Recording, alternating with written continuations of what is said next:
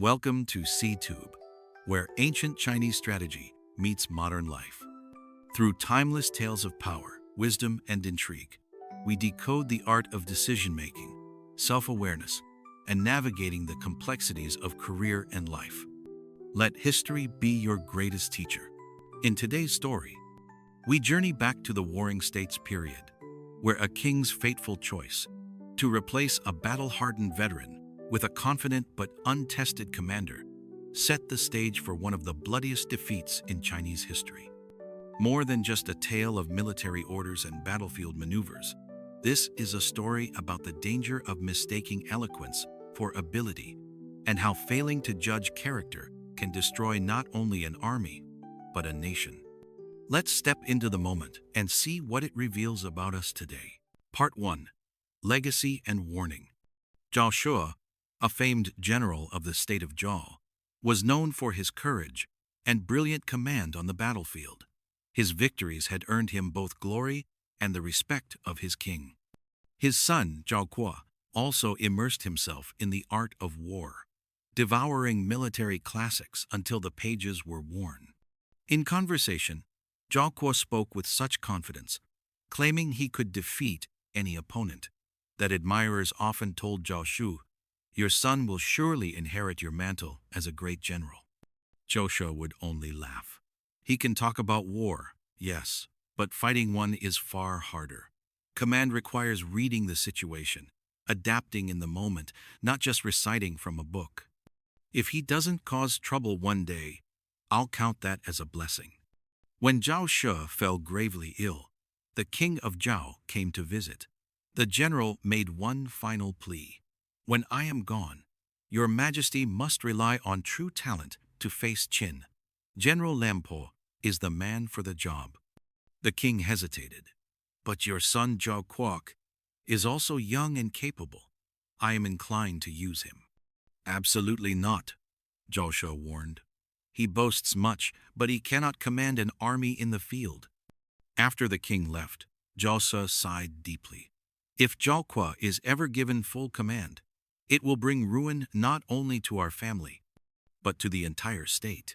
He made his wife promise to dissuade the king if such a moment came. Part 2. The bait is set.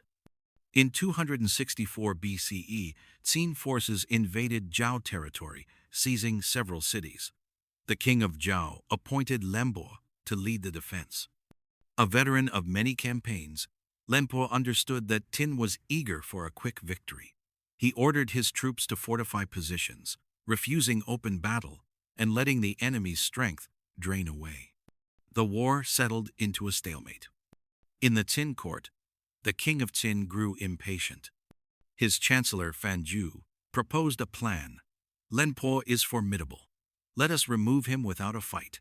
Convince the king of Zhao to replace him with Zhao Kuok. Then victory will be ours." The Qin king hesitated. "But Zhao Kuo is said to be a talented commander." Fanju smiled. "He only talks well. On the battlefield, he is our best hope for Zhao's defeat." Qin agents bribed those close to the king of Zhao, whispering that Lempo had grown timid and was afraid to face Qin in the open. The king, swayed by the rumors, asked for advice. His courtiers suggested replacing Lempo with Zhao Kuok. When Zhao Shu's widow heard the news, she rushed to the palace, pleading with the king not to appoint her son, but the decision had already been made. The king summoned Zhao Kuo. "I entrust the army to you, do not disappoint me." Zhao Kuo replied with supreme confidence. "Your Majesty, I have studied the art of war since childhood.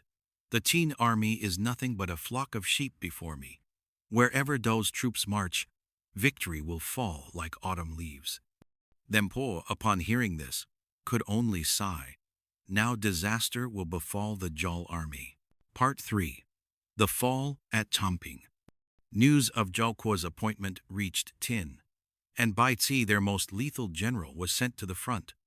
Upon taking command, Zhao Kuo immediately ordered a full-scale assault, determined to crush the Qin army in one decisive blow. Bai Ci, feigning weakness, sent only 3,000 troops to engage. Zhao Kuo routed them easily, prompting the Qin to stage a retreat. "What did I tell you?"